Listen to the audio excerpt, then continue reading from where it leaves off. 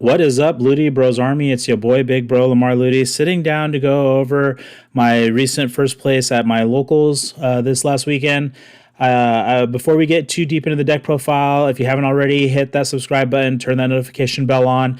I'm trying to bring you guys Dragon Ball content weekly, and I'm also going to start bringing the battles from our locals. We've been starting to record those battles, so I'll bring those with some colorful commentary for you guys. So you're going to want to be have that notification bell turned on so you know whenever those videos drop. The deck that I chose to run was Gotenks. We had something pretty fun going on where a few of us agreed on bringing the same color leader.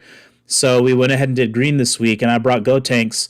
Now, I cannot take any credit for this build. I went ahead and I'm going to have a card pop up with the link to the deck profile from Andrew Klinger. It's here on the channel. You can go ahead and check that out for more in-depth reasoning on the cards and the card ratios.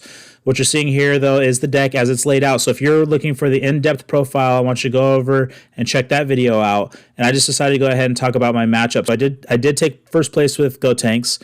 In the first round, I matched up with the blue Team Gohan, the energy manipulating deck. And that was a very tough matchup. My opponent had some nice plays where he was able to play out the skill list from his energy. He manipulated that very well and was able to play out his boss on turn 4. So that's the triple striking Gohan with deflect. He was able to bring that out on turn 4. Gotenks was able to handle that matchup thanks to the boss, Grim Reaper. Thanks to the Grim Reaper, Gotenks, the 6 drop. He comes out, he's KOing cards, he's drawing you 2. I was able to plus up my hand.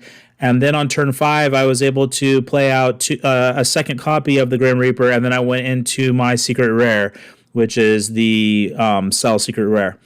My opponent had 3 cards in hand, and he was at 4 life when I played that out, so it was a perfect timing. I snatched the last 3 cards out of his hand, and then I was able to swing with the quadruple strike.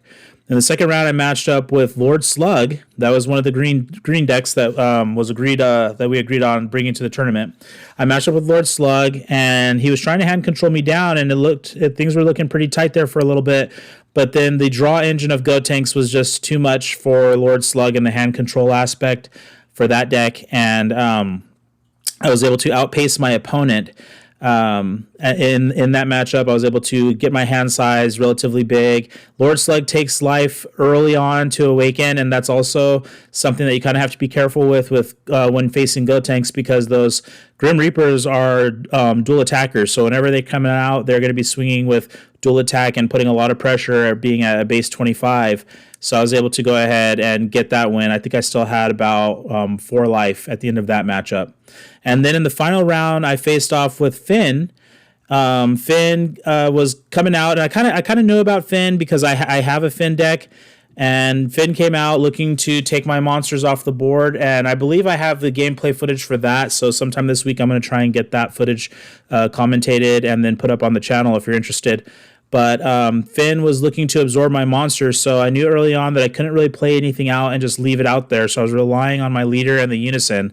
And then an effect that doesn't really come up often in Gotenks was the ability to play out some ghost tokens. So I started playing out a couple of ghost tokens, and I figured that might help me be able to get over on Finn. I started playing out ghost tokens because the leader wasn't going to be able to take them, put them under him, and gain any of their effects. The ghost tokens just disappear basically after they leave out from the battle area.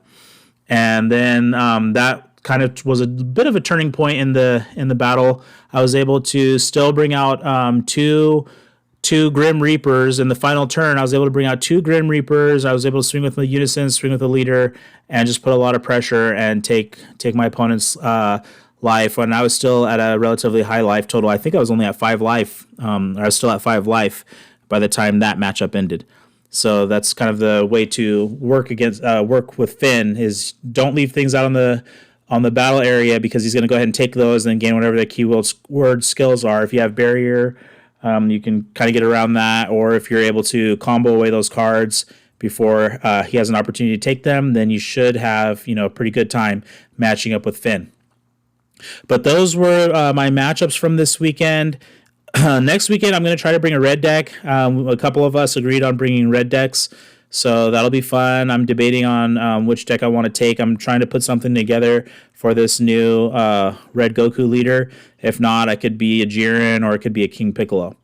But yes, if you haven't hit that notification bell, please do so. Hit that subscribe button as well. You're gonna want to know when content like this is gonna be dropping. Like I said, I'm gonna try to bring I only bring my profiles from if I get first or second. But the gameplay is going to be, I'm going to try to sit down and get that gameplay out to you guys on a regular basis. All right, well, thank you for tuning into this video. I'll see you guys next time. Thank you for watching the video.